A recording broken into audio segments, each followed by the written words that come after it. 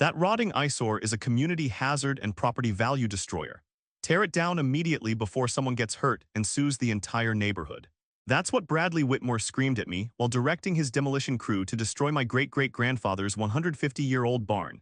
His pink dress shirt stretched tight across his bloated gut, black dress pants riding up, as he gestured wildly with his clipboard toward the hand-hewn timber structure that had sheltered 5 generations of my family's heritage. The smell of his expensive cologne mixed with diesel exhaust, and the heartbreaking sound of century-old oak beams splintering filled the morning air as this suburban dictator stood there absolutely convinced he just eliminated a liability that threatened his precious development profits. I'm Samuel Thompson, and for 38 years I've served as Jefferson County's chief historical preservationist, maintaining official records of every territorial land grant, homestead deed, and historical structure dating back to Colorado's founding. But standing there in my red and black checkered flannel shirt, watching this entitled developer desecrate the barn my ancestor Jeremiah Thompson built with his own hands in 1873, I felt the cold satisfaction of knowing exactly how this would end. What Bradley didn't know was that his entire 247-home Pine Ridge Estates development sat on land subject to an 1873 territorial deed, with a historical preservation clause that made every house he'd built legally invalid the moment he destroyed my federally protected barn. And in exactly 14 months, he'd be standing in federal court facing racketeering charges, systematic fraud convictions, and a civil judgment that would force him to demolish his entire development while paying $47 million in damages for destroying protected historical heritage. What would you do if some HOA tyrant demolished your family's 150-year-old legacy to protect his property values? Where are you watching from? Drop a comment and tell me your state, because this story will show you exactly how to destroy illegal development using historical preservation law and 4 decades of territorial records expertise. My name is Samuel Thompson, and 2 years ago I thought retiring to my family's original homestead would provide the perfect sanctuary after nearly 4 decades preserving Jefferson County's historical heritage. After spending my career documenting pioneer structures, maintaining territorial land records, and protecting Colorado's settlement history from commercial destruction, I was looking forward to quiet mornings in the barn my great-great-grandfather built, reading family journals while listening to wind whistle through timber joints that had weathered 150 Colorado winters without complaint. The Thompson homestead occupied 43 acres of pristine agricultural land just outside Boulder, surrounded by rolling hills that had supported cattle ranching, wheat farming, and the dreams of pioneers who traveled west seeking opportunity and freedom from eastern constraints. Jeremiah Thompson had claimed this land in 1873 under a special territorial homestead program for Union Army veterans, building the barn first to shelter livestock through harsh mountain winters, then constructing the farmhouse where he raised 8 children who would carry Thompson values across the American frontier. The barn itself represented a masterpiece of 19th-century craftsmanship, constructed entirely from hand-hewn oak beams joined with traditional mortise and tenon techniques that required no nails or modern fasteners. Jeremiah had cut every timber himself, shaped every joint with hand tools passed down from his Pennsylvania Dutch father, and raised the structure with help from neighboring homesteaders who understood that community cooperation meant survival on the Colorado frontier. The barn had weathered floods, blizzards, economic depressions, and 2 world wars, standing as testament to the skill and determination of men who built structures to last generations. For 150 years, the barn had sheltered Thompson livestock, stored grain harvests that fed growing Colorado communities, and served as the heart of farming operations that helped establish Boulder County's agricultural foundation. My great-grandfather had modernized it during the 1920s, adding electricity and concrete foundations while preserving the original timber frame structure that defined its historical character. My grandfather had maintained it through the Depression and World War II, when the barn stored equipment for victory gardens that helped feed the war effort while rationing affected civilian food supplies.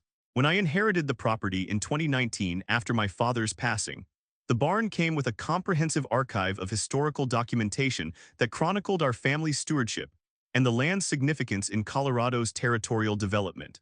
The original homestead deed, signed by Territorial Governor John Evans, granted Jeremiah Thompson not just surface rights but mineral rights, water rights, and what territorial law called heritage preservation protections that recognized the cultural significance of pioneer structures and agricultural operations established under federal homestead programs. My professional background in historical preservation had taught me the legal importance of these territorial-era protections, which modern developers often ignored because they didn't understand how territorial law superseded later zoning regulations. The original deed contained specific language prohibiting subdivision or commercial development that would interfere with the historical integrity of homestead structures and agricultural operations established under federal land grant programs. These protections had been reinforced by federal legislation during the 1960s and state historic preservation laws that made destroying pioneer structures without federal approval a criminal offense carrying significant penalties including property forfeiture and restoration requirements. Most importantly, the deed included what territorial lawyers called a reverter clause. If the historical character of the property was substantially altered without federal consent, ownership would automatically revert to the territorial government or its legal successors. For the first 18 months after moving back to the homestead, I spent weekends restoring the barn's exterior, replacing weathered boards while preserving original timber framing, and organizing family artifacts, tools, and documents that told the story of 150 years of Thompson's stewardship. The barn became a living museum where I hosted school groups, historical society meetings, and community events that celebrated our region's pioneer heritage and agricultural traditions that built Colorado's foundation. The trouble started when Whitmore Development Corporation purchased the adjacent 380 acres and announced plans for Pine Ridge Estates, an exclusive residential community featuring luxury homes designed to capture authentic pioneer atmosphere, while providing modern amenities for wealthy buyers seeking rural lifestyle without actual farming responsibilities. Bradley Whitmore, the company president and self-appointed community visionary, was a 58-year-old real estate speculator who'd made his fortune converting agricultural land into suburban subdivisions throughout Colorado's Front Range corridor. At 58, Bradley had the soft appearance of someone who'd spent decades behind a desk making money off other people's labor, while never understanding the actual work that created the wealth he manipulated for profit. His pink dress shirt and black dress pants became his daily uniform as he supervised construction crews, met with county officials, and promoted his vision of heritage-inspired luxury living that would attract California refugees seeking Colorado mountain lifestyle without Colorado mountain responsibilities or weather challenges. Bradley's marketing materials emphasized the development's connection to pioneer heritage, featuring photographs of my barn and farmhouse as examples of the authentic historical character that would make Pine Ridge Estates unique among Front Range developments competing for wealthy retirees. The irony was obvious to anyone who understood actual history. Bradley was using my family's genuine pioneer heritage to sell fake pioneer experiences to wealthy suburbanites who wanted the appearance of rural authenticity without the reality of agricultural life or historical responsibility. The relationship began souring when Bradley discovered that my property wasn't included in his development plans and couldn't be purchased through normal real estate transactions due to the territorial deed restrictions. During our first meeting, he'd offered what he called fair market value plus heritage premium for my 43 acres, explaining that my barn and farmhouse would become the development's heritage center, where residents could experience authentic pioneer atmosphere while enjoying modern conveniences and professional property management services. When I politely declined his offer and explained that the Thompson homestead would remain in family hands as it had for 150 years under territorial protections, Bradley's friendly demeanor shifted to barely concealed hostility. He began asking pointed questions about my property boundaries, the barn's structural condition, and what he called liability issues associated with maintaining century-old agricultural structures in proximity to modern residential development with contemporary safety expectations. The harassment started subtly with Bradley's daily inspection routine, driving slowly past my property in his white HOA golf cart while photographing my barn from multiple angles, documenting what he claimed were safety hazards and structural deficiencies that posed risks to his future residents' property values and personal safety. His clipboard became a constant companion as he appointed himself the unofficial monitor of my restoration activities, timing my work schedules, questioning my visitors, and maintaining detailed logs of what he called inappropriate activities on property adjacent to his luxury development project. That evening, as I sat in my father's old rocking chair on the farmhouse porch, watching sunset paint the Rocky Mountains in shades of gold and purple while listening to the gentle creaking of the barn's weathered siding, I realized that Bradley had made a fundamental miscalculation about his opponent. He'd assumed I was just another elderly property owner who could be intimidated through bureaucratic harassment and legal threats from expensive attorneys. What he didn't know was that I'd spent 4 decades documenting the exact territorial preservation laws he was about to violate, that I maintained the official county records that would prove his development violated federal land grant protections, and that my family's original homestead deed contained reverter clauses that would force him to demolish every house he'd built, while paying millions in damages for destroying federally protected historical heritage. Bradley's final mistake was underestimating his opponent, while simultaneously providing me with evidence of systematic targeting of historical properties for commercial profit.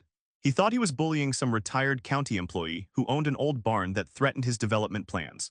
What he'd actually done was declare war on Jefferson County's chief historical preservationist, who specialized in protecting pioneer heritage, and had the legal authority to prove that Bradley's entire development violated territorial land grants that predated his company by 150 years. Bradley's first official assault came on a bitter October morning, when I found him standing inside my barn with his clipboard pink dress shirt, already showing sweat stains despite the cold weather as he photographed hand-hewn timber joints, while speaking into a digital recorder about structural deficiencies and safety violations that existed only in his imagination. The smell of his cologne mixed with the barn's century-old scent of seasoned oak and hay dust as he scribbled notes with the intensity of someone documenting war crimes against suburban property values. "Morning, Sam," he called out with fake friendliness, his voice echoing through the timber frame structure my great-great-grandfather had built to last centuries. "Just conducting the quarterly safety assessment required by county liability regulations. Your historical structure appears to violate several recently updated building codes that affect community safety standards." The violation notice he handed me was professionally printed on Jefferson County letterhead, complete with building inspector signatures and a 30-day deadline for compliance or demolition proceedings. The document was a masterpiece of bureaucratic intimidation, citing structural engineering standards, fire safety regulations, and public health requirements that supposedly applied to my historically protected barn, despite federal and state laws that specifically exempted pioneer structures from modern building codes designed for contemporary construction. Bradley had done extensive research, consulting with corrupt engineers, attorneys, and county officials to create the appearance of legitimate safety concerns, while systematically targeting the legal protections that preserved historical structures from commercial development pressure. The violations ranged from inadequate foundation specifications to non-compliant electrical systems, to what he termed structural timber deterioration, that allegedly posed immediate collapse risks requiring emergency demolition orders to protect public safety. Each violation carried fines ranging from $1,000 to $5,000, with daily accumulation until compliance was achieved through either expensive renovations that would destroy the barn's historical integrity or complete demolition that would eliminate the structure entirely. The total potential penalties exceeded $47,000, obviously calculated to force either ruinously expensive modifications or outright destruction of my family's 150-year-old heritage for Bradley's commercial benefit. The genius of Bradley's strategy was its systematic complexity designed to overwhelm property owners with technical requirements that appeared legitimate while actually violating federal historical preservation laws that protected pioneer structures from exactly this type of commercial harassment. Most people would be intimidated by engineering reports, confused by building code citations, and financially pressured by accumulating penalties that threatened their financial security and property ownership. What Bradley didn't realize was that he'd just handed detailed evidence of his systematic heritage destruction campaign to Jefferson County's chief historical preservationist, who specialized in protecting exactly these types of pioneer structures from illegal commercial development pressure. My 4 decades of experience had taught me to recognize coordinated attacks on historical properties, and Bradley's operation displayed all the hallmarks of organized heritage destruction for commercial profit maximization. The harassment campaign expanded throughout October as Bradley recruited county officials, insurance inspectors, and construction supervisors to join his systematic documentation of alleged safety violations that would justify demolition orders. Building Inspector Gerald Morrison began photographing my barn's interior without warrants, claiming emergency authority to assess public safety risks that didn't actually exist. Fire Marshal Sandra Phillips conducted what she called compliance evaluations of my electrical systems, documenting violations of codes that didn't apply to historically protected structures under federal preservation law. The coordinated nature of their activities revealed this wasn't random bureaucratic oversight, but an organized campaign to force destruction of historical structures that interfered with Bradley's development plans and profit projections. The participants had assigned roles, followed systematic procedures, and maintained detailed documentation designed to create legal justification for demolition orders that would eliminate my barn while appearing to protect public safety from imaginary hazards. My professional experience had taught me to recognize conspiracy when I saw it, and Bradley's operation displayed classic characteristics of organized heritage destruction campaigns that developers used to eliminate historical obstacles to profitable construction projects. They'd established command structure with Bradley as coordinator, created false justifications through selective interpretation of building codes, and systematically documented violations while ignoring federal and state protections that made their entire campaign criminally illegal. The escalation continued when Bradley began filing complaints with state and federal agencies about my barn, demonstrating either remarkable ignorance of historical preservation law or criminal intent to destroy protected heritage sites through false reporting to government authorities. The Colorado Historical Society received detailed reports about inappropriate restoration activities that allegedly violated state preservation standards designed to protect exactly the type of work I was performing under professional supervision. The National Park Service got complaints about my barn supposedly violating federal guidelines for historical structures, when federal law actually required protection of pioneer buildings and prohibited exactly the demolition Bradley was demanding through his fraudulent complaint campaign. The Environmental Protection Agency was told my restoration work violated wetlands regulations, despite my property being nowhere near protected wetlands and my restoration activities being specifically exempted under historical preservation, statutes that Bradley had never bothered to research. Each federal complaint triggered investigations that forced me to take time away from preservation work to meet with federal inspectors, provide documentation proving Bradley's allegations were false, and defend historical protections that were clearly established in federal law that superseded local building codes. The irony was devastating. While I was fighting to preserve Colorado's pioneer heritage, some commercial developer was weaponizing federal agencies to destroy the exact historical structures these agencies were mandated to protect from commercial exploitation. Bradley had essentially turned government preservation agencies into unwitting accomplices in his heritage destruction campaign designed to maximize his development profits. The psychological warfare intensified when Bradley began organizing community safety meetings to discuss what he called liability risks posed by historical structures adjacent to modern residential development where families had invested their life savings. These gatherings, held in Pine Ridge Estates Sales Center, featured PowerPoint presentations about property values, insurance concerns, and safety hazards allegedly caused by my non-compliant barn and restoration activities that threatened community welfare. Bradley positioned himself as the community protector, fighting to preserve their investment against a negligent neighbor who refused to maintain appropriate safety standards for structures adjacent to luxury homes where children played and families gathered. The meetings were carefully orchestrated propaganda sessions designed to build resident support for aggressive action against my historical property, while creating legal cover for his systematic harassment campaign that violated multiple federal laws. By framing my 150-year-old barn as a threat to their modern lifestyle investment, Bradley transformed ordinary homeowners into willing participants in his heritage destruction campaign that would ultimately destroy their own property values when the truth emerged. They began filing their own complaints, demanding official action against historical structures they'd been taught to fear through Bradley's manipulation, and creating the appearance of widespread community concern about pioneer heritage preservation that interfered with suburban comfort and safety expectations. The financial pressure escalated when Bradley's development company began assessing what they called historical liability fees against my property, claiming these fees were authorized by county ordinances and insurance regulations designed to compensate the community for increased risks.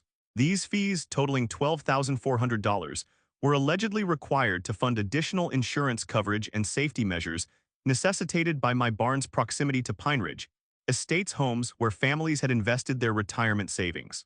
The assessments came with legal threats about property liens and forced sales if payment wasn't received within 30 days, essentially creating a protection racket that demanded payment for the right to maintain family heritage on my own property under federal protection.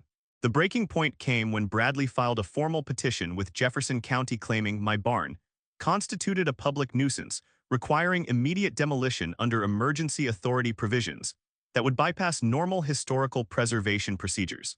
His evidence included engineering reports alleging structural instability, fire department assessments claiming fire hazards, and insurance evaluations documenting liability risks that supposedly justified emergency demolition orders without federal review.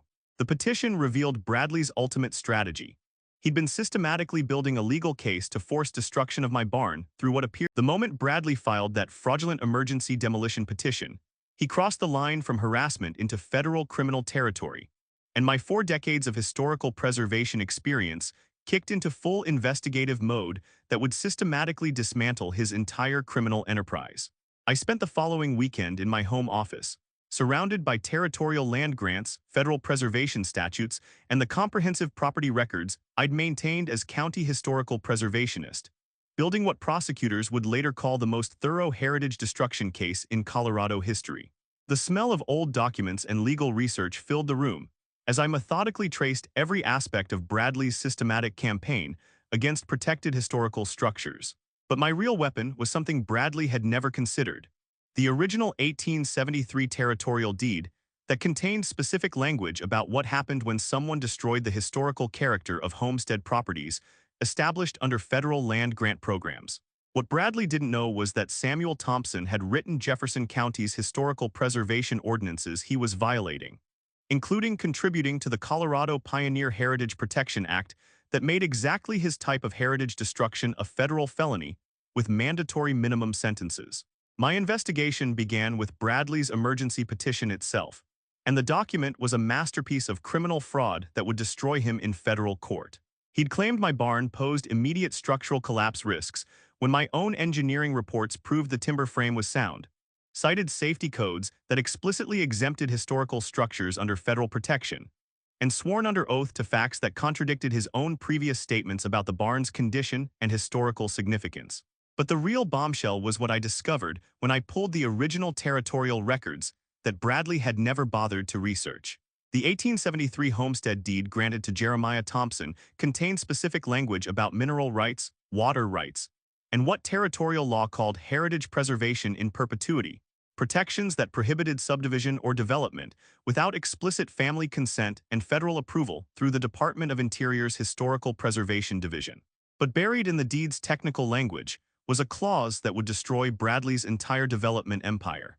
The deed specified that if the historical character and agricultural purpose of the homestead was substantially altered or destroyed, ownership of not just the Thompson property, but all adjacent lands within the original territorial survey boundaries would automatically revert to the territorial government or its legal successors. In this case, the federal government through the Bureau of Land Management. Bradley's entire Pine Ridge Estates development was built on land that had never been legally separated from the original Thompson homestead under territorial law. The subdivision approvals he'd obtained from corrupt county officials were invalid because they violated federal territorial protections that superseded local zoning authority, established 150 years after the original land grants were recorded. When illegal development involves federal land grants and crosses state lines through interstate commerce, it triggers federal jurisdiction under multiple statutes, including the National Historic Preservation Act, the Homestead Act enforcement provisions, and RICO prosecutions for organized criminal enterprises that destroy protected heritage for commercial profit.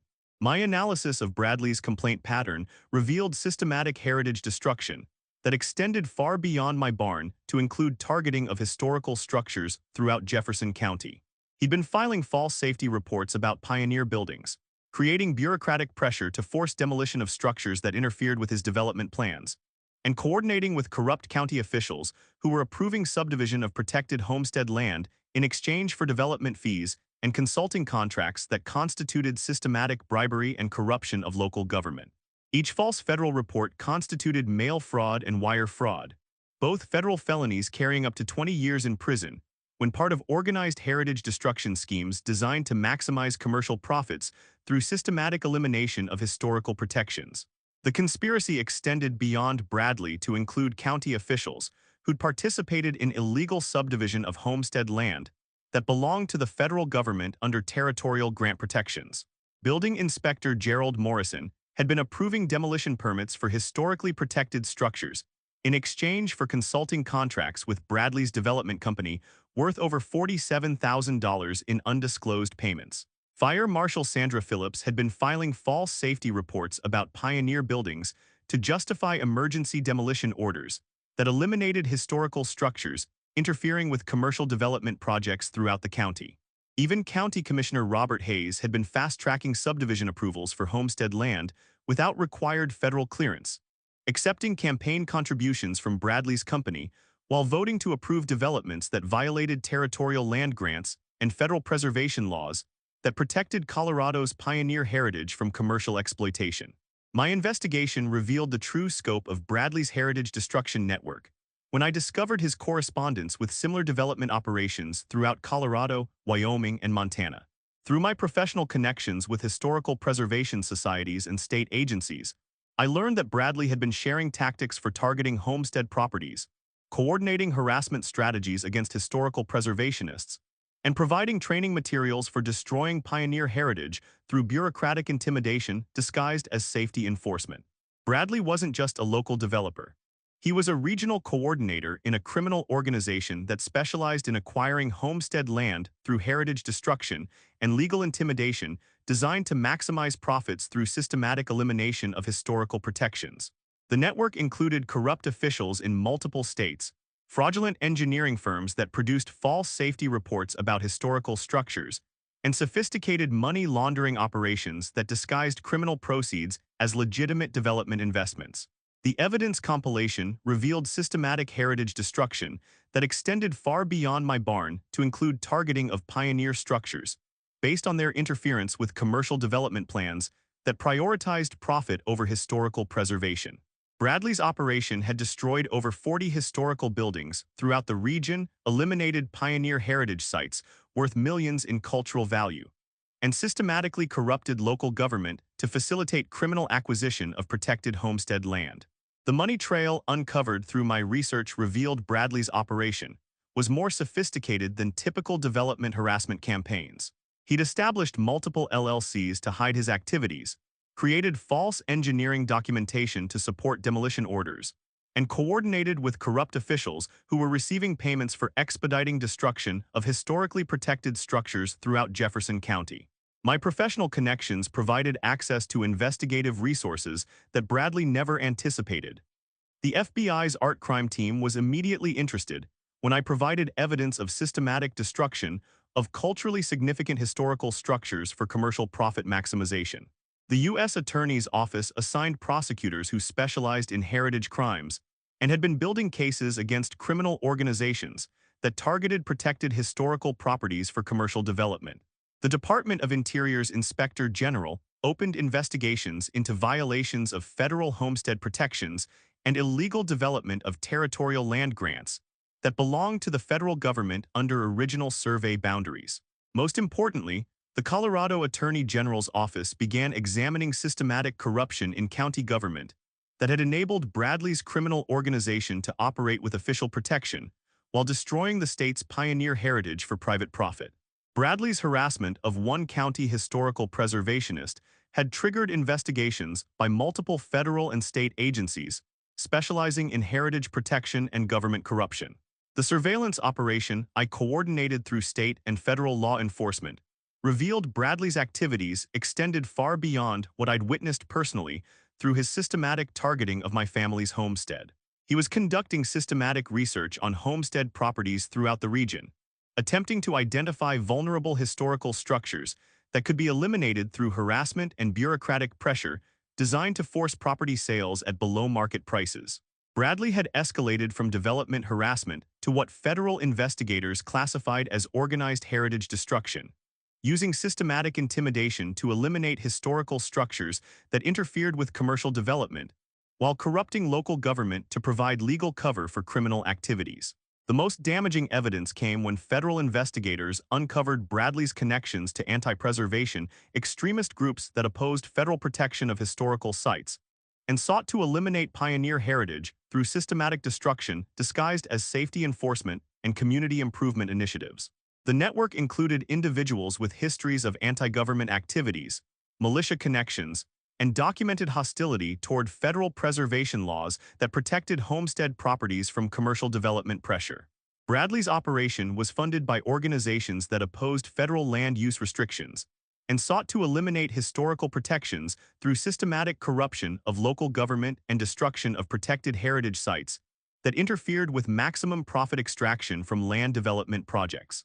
The evidence compilation took 6 months and filled 31 bankers' boxes with documents, recordings, photographs, and digital evidence that would destroy Bradley's criminal empire. The federal grand jury that reviewed the evidence returned indictments against Bradley and 24 co-conspirators on charges including racketeering, heritage destruction, mail fraud, wire fraud, conspiracy, and systematic corruption of local government to facilitate criminal destruction of federally protected historical properties. Bradley faced additional charges for filing false federal reports, systematic harassment of historical preservationists, and conspiracy to defraud the federal government of protected historical properties through organized criminal enterprise. My role in the investigation had to remain confidential until arrests were completed, which meant continuing to endure Bradley's harassment, while federal agents gathered additional evidence of his criminal enterprise. But every false complaint he filed, every fraudulent demolition order he obtained, every threatening communication he sent was being monitored and documented by federal investigators who specialized in protecting America's historical heritage from organized criminal destruction, designed to maximize commercial profits through heritage elimination. Bradley's desperation reached criminal insanity when he decided to escalate from legal harassment to actual demolition of my barn.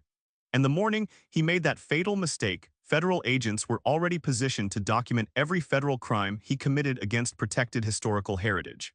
It was November 18th, a bitter cold Tuesday morning with frost covering the barn's weathered boards, when Bradley arrived with a demolition crew, 2 security guards, and what he claimed was a federal emergency demolition order authorizing immediate destruction of structurally dangerous historical buildings that posed imminent public safety risks to the surrounding community. The smell of diesel exhaust and hydraulic fluid mixed with his expensive cologne as he stood there in his pink dress shirt and black dress pants, clipboard pressed against his chest like armor. Absolutely convinced he'd found the federal authority to destroy my family's 150-year-old heritage before I could prove his development was built on stolen homestead land that belonged to the federal government under territorial protections. What Bradley didn't know was that FBI agents were recording everything from 5 different surveillance positions. Federal marshals were documenting violations of heritage protection laws that carried mandatory minimum sentences, and I was wearing recording equipment that captured every word of his confession to multiple federal crimes against protected historical structures. The fake federal demolition order was a masterpiece of criminal forgery, complete with Department of Interior seals, National Park Service signatures, and legal citations that would have convinced most property owners they'd lost their historical protections through legitimate federal safety enforcement procedures. Bradley had obviously invested significant money in creating convincing federal documentation, hiring what appeared to be legitimate demolition contractors, and coordinating what looked like official heritage destruction procedures authorized by federal emergency powers. My 4 decades of historical preservation experience had taught me to recognize fraudulent federal documents, and Bradley's forgery was obvious to anyone familiar with actual federal preservation procedures. The case number didn't match Department of Interior formatting standards. The signatures were clearly traced from publicly available documents, and the legal citations referenced heritage protection statutes that actually prohibited exactly the demolition Bradley was attempting to authorize through his fabricated federal order. Bradley had essentially forged federal court documents while simultaneously proving he had no legal authority to destroy historically protected structures on homestead land that belonged to the federal government under territorial grant protections.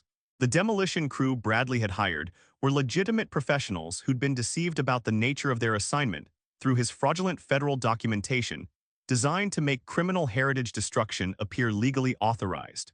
They'd been told they were removing dangerous historical structures under federal emergency authority and had no idea they were participating in criminal destruction of protected pioneer heritage that violated multiple federal statutes carrying decades in prison. When I calmly explained that the demolition order was fraudulent and they were being used to commit federal crimes against protected historical structures, the crew supervisor immediately ordered his workers to stop their equipment. "Sir, if there's any question about federal authority, we're not touching historical property," he said, backing his equipment away from my barn while Bradley screamed threats and accusations. "We don't destroy pioneer heritage for nobody, especially not with fake federal paperwork that could land us in federal prison for heritage destruction crimes." The federal wire I was wearing captured Bradley's increasingly desperate attempts to maintain control of his failing demolition scheme as his criminal conspiracy collapsed in real time. "This is a legitimate federal emergency order," he screamed, his voice rising with panic as the demolition crew retreated from my barn and refused to participate in his criminal heritage destruction scheme. "I have full federal authority to remove dangerous historical structures that violate public safety regulations and threaten community welfare. If you interfere with federal emergency proceedings, you'll face additional charges for obstruction of justice and interfering with homeland security operations designed to protect American communities from structural hazards." Every word was being recorded by federal agents, who would later testify that Bradley had confessed to multiple federal crimes while attempting to destroy protected historical heritage using forged federal documents and fraudulent emergency authority that violated numerous federal statutes protecting pioneer heritage from commercial exploitation and criminal destruction for profit maximization. Bradley's backup plan revealed the true scope of his criminal desperation when he produced what he claimed were Department of Interior orders requiring immediate removal of unsafe pioneer structures from homestead land for national security reasons that superseded local historical preservation protections. The documents, allegedly from the National Park Service and Bureau of Land Management, ordered immediate cessation of all historical preservation activities on my property due to federal security concerns. Bradley had forged Department of Interior documents, complete with official letterhead and federal agency seals, creating evidence of federal crimes that carried mandatory minimum sentences of 15 years in federal prison for each forged document used in heritage destruction schemes. The psychological warfare escalated when Bradley began making threats that revealed his knowledge of my professional position and his belief that commercial development authority superseded historical preservation protections established under federal law. "You think your county preservationist job will protect you," he said, pointing aggressively while his pink dress shirt stretched across his gut, sweat visible despite the cold morning air. "But federal safety regulations and emergency demolition authority override local historical protection. Your preservation credentials don't extend to structures that threaten public safety and community development projects that create jobs and tax revenue for local government." Bradley had just admitted he knew I was the county's chief historical preservationist, while simultaneously threatening to use fraudulent federal documents to destroy the protected heritage I was legally obligated to preserve under both state and federal law. The federal recording equipment captured Bradley's detailed knowledge of preservation law, his systematic plan to eliminate historical structures, and his belief that commercial development interests could override federal heritage protection through fabricated emergency authority.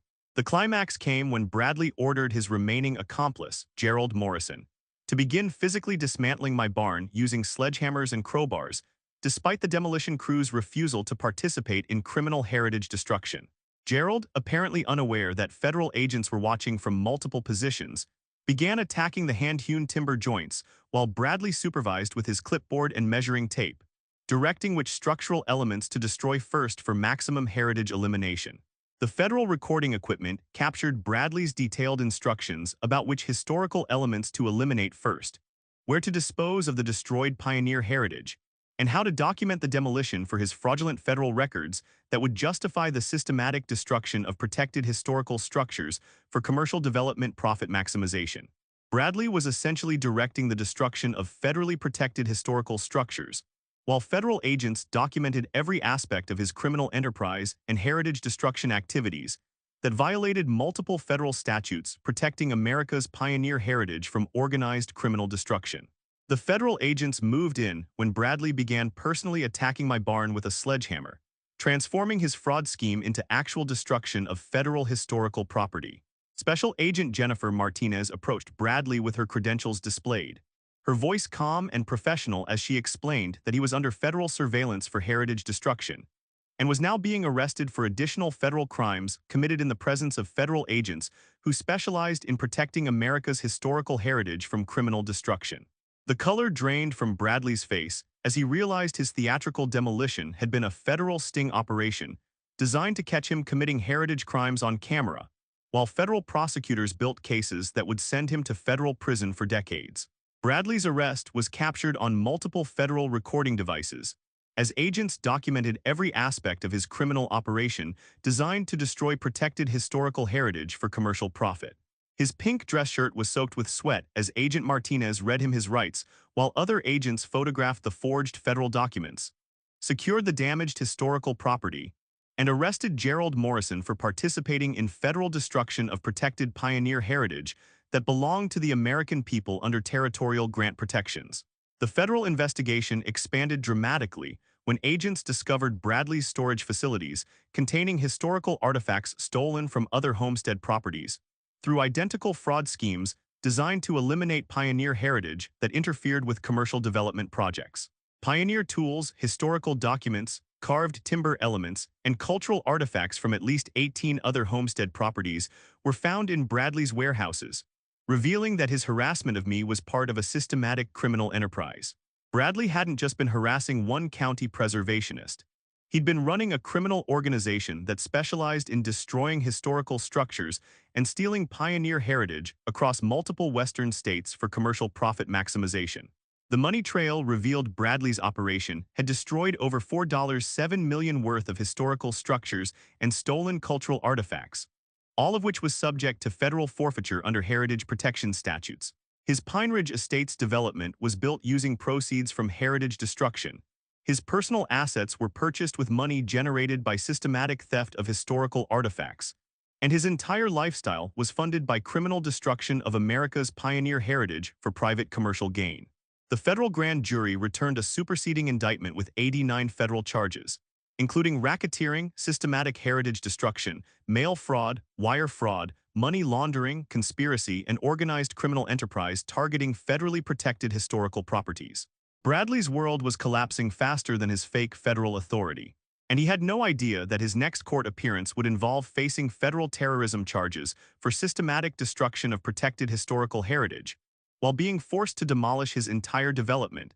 The federal courthouse in Denver had never seen anything quite like United States v. Bradley Whitmore and Associates, and the irony wasn't lost on anyone that Bradley would be facing sentencing for systematic heritage destruction while standing in a courtroom that celebrated the very pioneer history he'd spent years trying to eliminate for commercial profit. The courtroom was packed with historical preservationists, pioneer descendants, federal agents, and community members who'd come to witness what prosecutors called the most comprehensive heritage destruction prosecution in federal court history. Bradley sat at the defendant's table in his orange prison jumpsuit, his pink dress shirt and black dress pants replaced by federal detention clothing, looking like a deflated balloon as he faced the consequences of targeting the wrong county historical preservationist with his systematic campaign against protected pioneer heritage. I'd maintained my role as chief preservationist throughout the investigation, but federal sentencing guidelines and victim impact procedures required my testimony about the scope of his criminal activities and their impact on Colorado's historical heritage. Chief Judge Margaret Williams, herself a descendant of Colorado territorial settlers who understood the sacred nature of pioneer heritage, would be handling Bradley's sentencing with the kind of judicial precision that makes federal sentences educational experiences for heritage criminals. The smell of furniture polish and historical reverence filled the courtroom as Bradley's attorney, an overworked public defender named David Rodriguez, prepared to argue for mercy in a case where mercy would be both inappropriate and insulting to every pioneer family Bradley had victimized. The evidence presentation took 8 days and filled the court record with overwhelming documentation of Bradley's systematic heritage destruction criminal enterprise.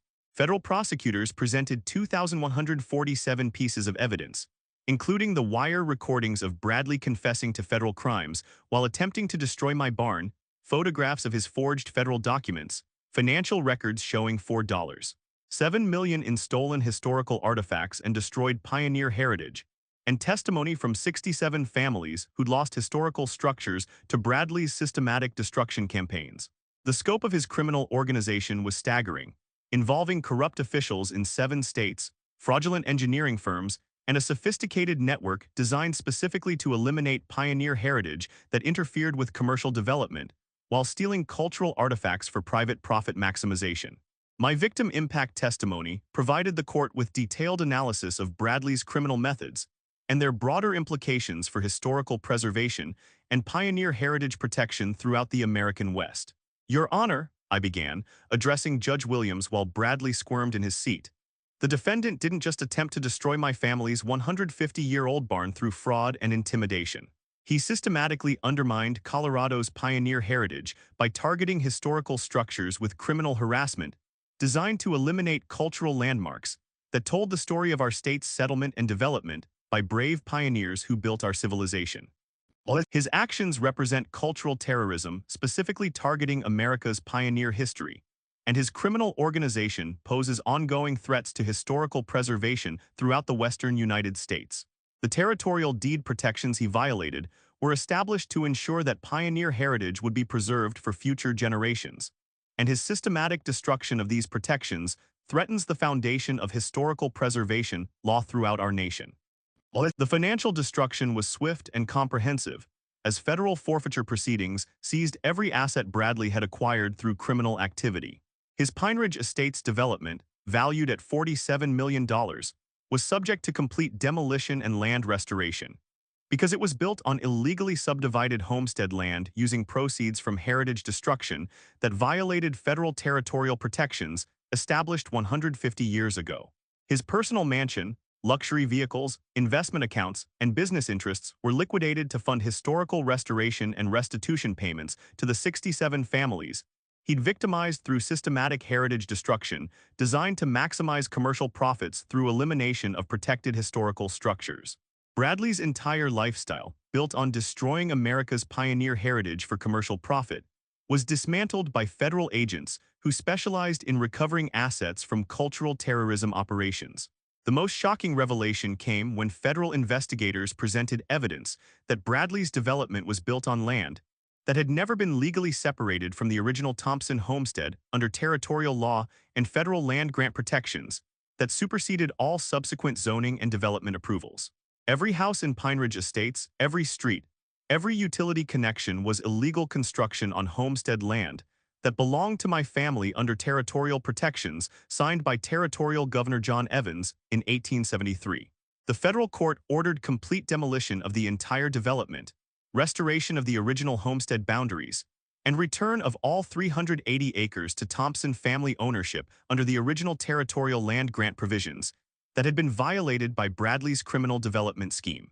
Bradley's co-conspirators faced their own federal justice, as the criminal organization he'd built collapsed under federal prosecution designed to protect America's historical heritage from commercial exploitation. Gerald Morrison received 22 years for conspiracy and systematic destruction of historical property. His building inspector pension forfeited to pay heritage restoration costs that would restore damaged historical sites throughout Colorado.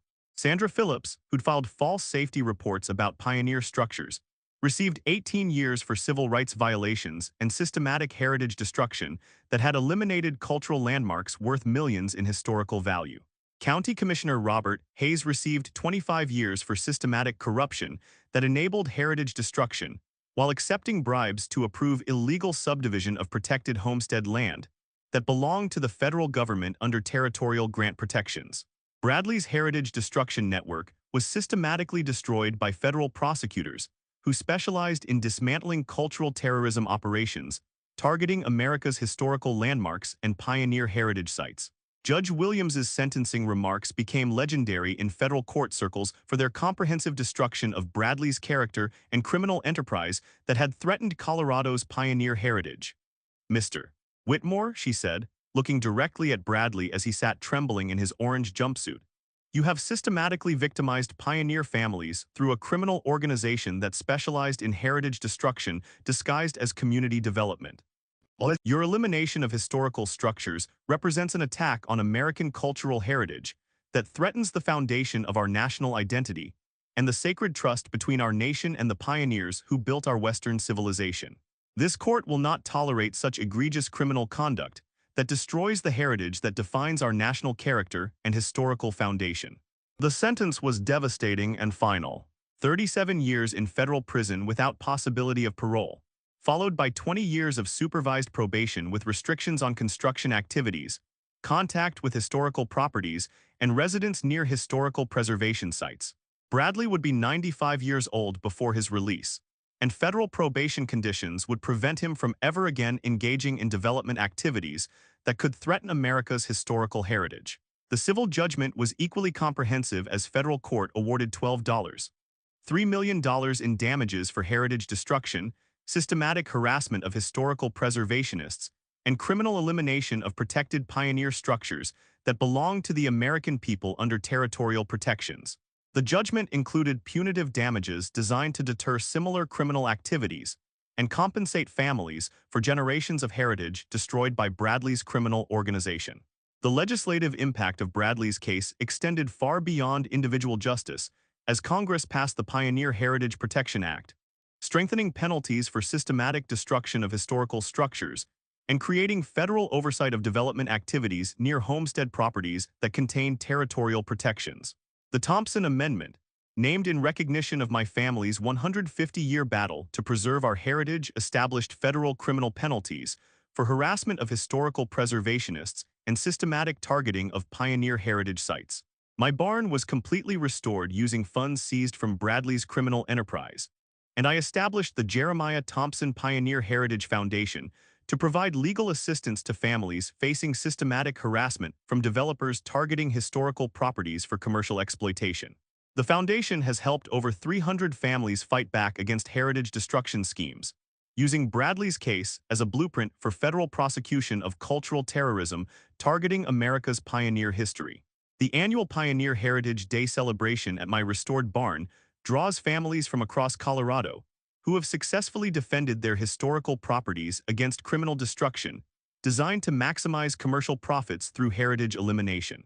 Children play in the same timber frame structure where my great-great-grandfather sheltered his livestock 150 years ago, their laughter echoing through hand-hewn beams that survived both Colorado winters and Bradley's criminal attempts to destroy our family's legacy for commercial development profits.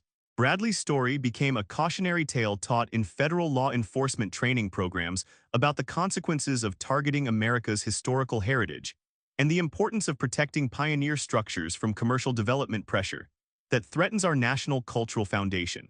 His systematic harassment of one county preservationist triggered the largest heritage destruction investigation in federal court history, destroyed a criminal organization operating across 7 states, and resulted in federal legislation protecting historical properties nationwide from commercial exploitation.